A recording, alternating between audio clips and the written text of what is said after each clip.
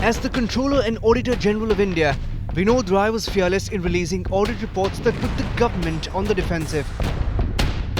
Be it the 2G report which cost E. Raja his job or the Colgate report that forced the Prime Minister himself to clarify, Vinod Rai can be rightly credited for revamping the image and role of a Controller and Auditor General in India. On this edition of Frankly Speaking with Arnab Goswami, the former CNAG opens up on his tenure and the controversies left behind.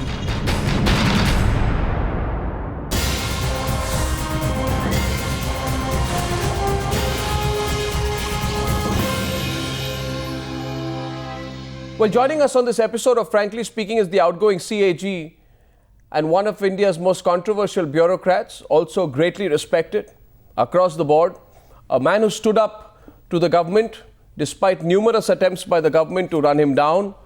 Vinod Rai, you are an institution in yourself. I just want, firstly, you have a halo around you today of being a man of unimpeachable integrity, who is tough and who stood up to the entire weight of the government of India. Now, how did this happen? So, but I really don't. Well, thank you for saying so, but I really don't feel comfortable when you tell me that I have a halo around me. That makes me terribly uncomfortable. But then, I'm a bureaucrat, all right. I've spent 35 years in the bureaucracy. Then I was on one side of the table. Yes. I switched sides and I got into the auditing community. Yes. It took me a while to understand what auditing was all about. And I realized that there was tremendous method in that kind of madness too. And that auditor is not really a negative kind of a guy. He does very positive things, and it's a positive contribution that he makes.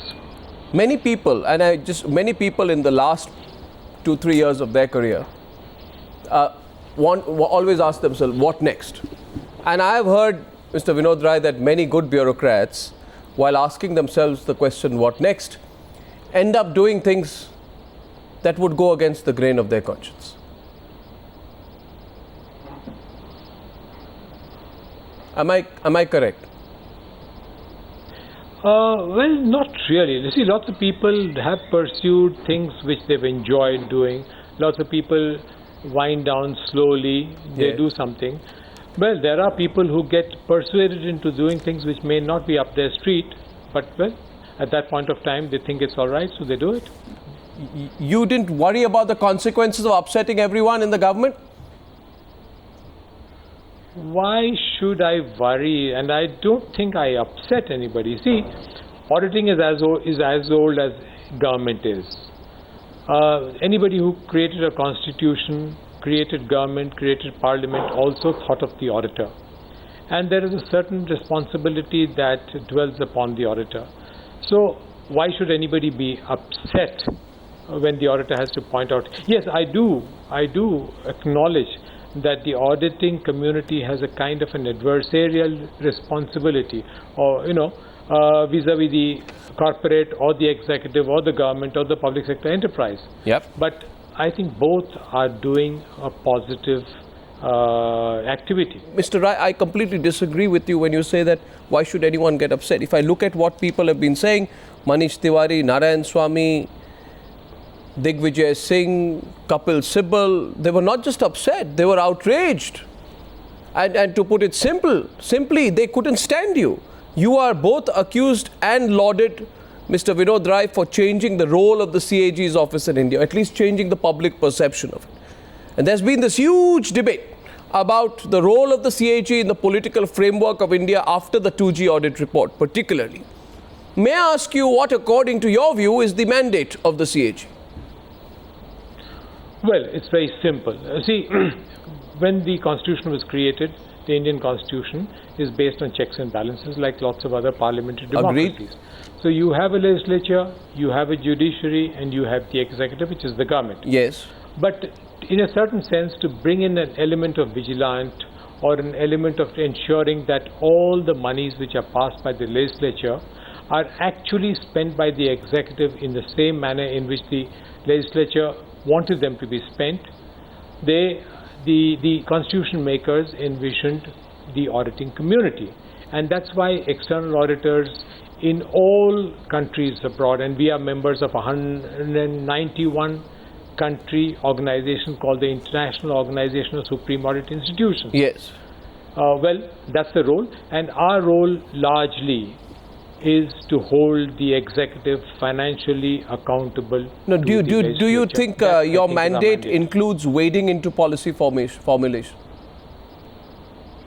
Certainly not. No. Certainly not. Okay. And we have been very clear in our reports where we say that policy formulation is the sole prerogative of government. Yes, but We you do not get into the realm of policy formulation. But yes, we do audit the implementation of that policy. Yeah, but in your speech in Harvard, you admitted, which was an excellent speech, by the way, Mr. Vinod Rai, you admitted that, and I quote you, the CAG commenced pushing the envelope and going beyond the hitherto practiced conventional and conservative methodology, unquote. So by saying so, you do admit having tread into hitherto uncharted territory, so to speak, when it came to the auditing process. Were you influenced by the growing restlessness in civil society and also the anti-corruption momentum that was building? Well, not really, not really. No? I'll tell you what I meant, and if you read the sentences before what you read and the sentences that follow, what I've said is, what is the role that the constitution makers envisioned for the Auditor General? Yeah. Is it merely to conduct audits, prepare reports, put them into Parliament and full stop? Or is there a role beyond that also? Now, the very fact that the constitution makers have created a position which is a constitutional position, which is equivalent to a Supreme Court judge, and have granted it the independence that the kind that the CAG has, Yes. which means they envisioned a role which is far beyond merely doing the mechanics of preparing an audit report and putting it in Parliament. And when I said pushing the envelope, it only meant the following, which was, after the reports have been put into Parliament, they come into public domain. And once it's come into public domain, we feel it's part of our mandate to sensitize public So why opinion did they- on reports. What you're saying seems completely reasonable, but why did the government see you as an adversary? You know, Manish Tiwari said the CAG functioning can be best described as, and I quote, pips, leaks and squeaks.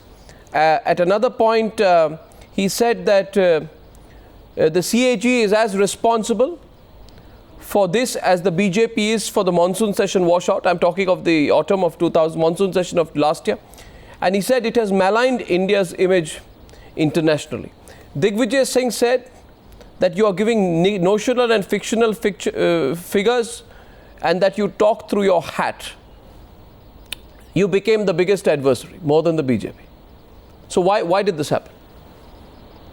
Well, I really don't know why it's happened, because see, it's not a part of our mandate, and I think I'll be setting a very wrong precedent if I get into commenting upon issues which have not been, which have been talked about in the media, talked in public. Our job is to facilitate discussion in Parliament or the Parliamentary Accounts Committee. And we've been doing that. We've been doing that very faithfully. So all that we've done now is that in social sector issues like maybe primary health, maybe primary education, maybe rural employment, etc., we have started to sensitize public opinion through various other methods about the observations of our reports. The biggest problem the government had with you was that your reports would come out in the media. And I shouldn't be asking you this, Mr. Vinod Rai, because I have had the unique pleasure of accessing some of those reports. But let me ask you nevertheless, did you leak reports? Did you at any point of time, I want to settle, did you at any point of time either leak reports to build pressure through the media? Did anyone in your office leak reports? And why did everyone from Digvijay Singh to Manish Tiwari complain about what it called, and I quote, Digvijay Singh said, would the CAG, instead of sermonizing everyone, please look into his leaky office? Did you leak reports or allow the leakage of reports? I'll tell you, we didn't leak reports. We formally gave them out to anybody who asked for them. Right. please understand, and I've brought this out earlier also. I've brought it out in all fora. I've written to the government about it many times, that we are covered under RTI. Okay? Now what happens is, we used to believe that we prepare reports for Parliament. Until such time as the reports are tabled in Parliament, nobody else should be privy to these reports. But there was a ruling of the Central Information Commission which says no. If somebody asks you for any material which is a part of a report which is under preparation, you will give them out. So now what happens is, when I'm in the process of conducting an audit and the report is still half complete or incomplete, and yet somebody asks me for parts of that report under RTI, I provide them the details officially. It's not a question of leaking it. Now I'm saying it that we actually hand them over officially under RTI. You weren't leaking reports to build pressure on the government. But what you were doing is that you were taking on the government. I feel at some point of time, and you can correct me, you're a man of great experience, Vinod Rai, that when the criticism began to come to you in August, September, it was terrible. I mean, every single day that I was in the news, there would be one headline with one Congress leader or one minister taking you on and questioning you. Now, the criticism of your role is that you also overstepped your mandate in turn. You got angry with the government, and you were very, very critical of the government in public platforms. For example, you said in October 2011, after 1 month, 2 months after you were accused of leaking, pipping and squeaking, whatever that means, you said the government was at its lowest ebb. Now, that doesn't pertain to any audit work. Should you not have exercised a little bit more restraint? No. Well, the statement that you're referring to, I've said not government, I probably said governance is at its lowest. No, you said the credibility of the government. You said you said three things. You said governance is this is actually your speech. I correct myself. October 2011 in Hyderabad. Yeah. So this was at the National Police Academy, the 26th Sardar Vallabhbhai Patel Memorial Lecture, which was keenly watched. And you said this: governance is at its lowest ebb. The morale of the civil servant is low. Then the credibility of the government is at its lowest. It is a strong statement, but it is a harsh reality. And hence, because of all of this, the decision making has become a casualty. You regret saying something so tough. Absolutely.